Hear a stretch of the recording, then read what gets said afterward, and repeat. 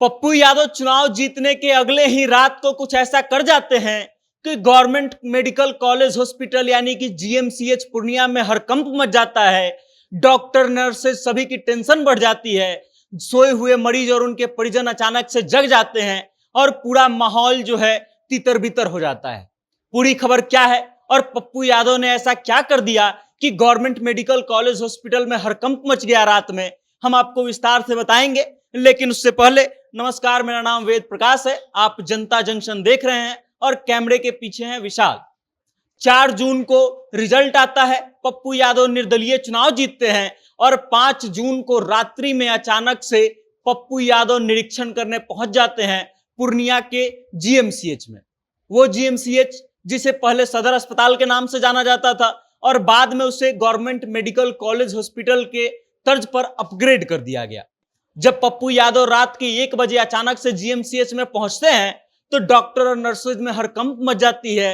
अचानक से पप्पू यादव निरीक्षण करने पहुंच जाते हैं और उसके बाद पहुंचते ही सबसे पहले वो इमरजेंसी चेंबर में जाते हैं, उसके बाद डॉक्टर्स के चेंबर में जाते हैं, फिर नर्सेज के रूम्स में जाते हैं और उसके बाद पूरी तरह से अस्पताल का निरीक्षण करते हैं, हर जगह जाते हैं। उसके बाद परिजनों के पास पहुंचते हैं, मरीजों के पास पहुंचते हैं और फिर घोर नाराजगी भी जताते हैं। पप्पू यादव जब हॉस्पिटल में पहुंचते हैं तो पाते हैं कि हॉस्पिटल बहुत ही गंदा था, साफ सफाई उचित तरीके से नहीं की गई थी और इस कारण से पप्पू यादव गुस्सा होते हैं। उसके बाद वो शौचालय का निरीक्षण करने भी पहुंचते हैं, वहां भी साफ सफाई जो है सही ढंग से नहीं की गई थी। और उसके बाद पप्पू यादव पहुंचते हैं मरीजों के पास। अब रात के 1 बजे जब सब मरीज सो रहे थे, उनके परिजन सो रहे थे, तो पप्पू यादव के अचानक पहुंच जाने से मरीज और उनके परिजन जो है जग जाते हैं और पप्पू यादव इस बात को देख करके काफी नाराज हो जाते हैं कि मरीजों को सोने के लिए बेड की व्यवस्था दी गई है, लेकिन उनके परिजन जो है वो नीचे जमीन पर सो रहे थे। पप्पू यादव इस बात से काफी रुष्ट हो जाते हैं और उसके बाद डॉक्टरों की क्लास लगाते हैं और कहते हैं कि इसे जीएमसीएच के तौर पे अपग्रेड कर दिया गया है, लेकिन यहाँ पे सुविधाएं मौजूद नहीं है।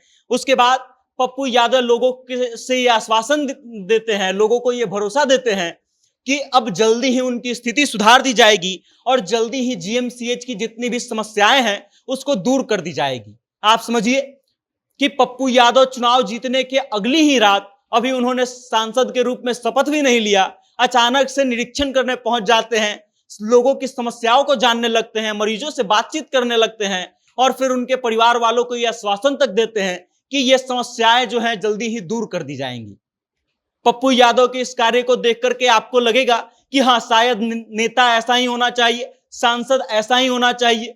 पप्पू यादव अक्सर चर्चा के केंद्र में इसलिए बने रहते हैं क्योंकि जब कभी वो बाहर निकलते हैं और जब कभी कोई गरीब या दुखी परिवार उनसे मिलता है तो वो उसको पैसे देते हैं और उसकी मदद करते हैं। और अब जब पप्पू यादव सांसद बन गए हैं, निर्दलीय चुनाव जीत गए हैं, तब अचानक से निरीक्षण करने पहुंच जाते हैं, अस्पताल की सफाई व्यवस्था पर प्रश्न चिन्ह खड़ा कर देते हैं और उसके अलावे लोगों को यह आश्वासन भी देते हैं कि जो दवाइयां यहां पर नहीं मिल रही हैं, जिन दवाइयों की कमी है और उसके कारण लोगों को बाहर से जाकर के दवाइयां लेनी पड़ रही हैं, उन सब चीजों को दूर किया जाएगा, उन सभी दवाओं को मंगाया जाएगा और उनकी सारी समस्याओं को दूर कर दिया जाएगा।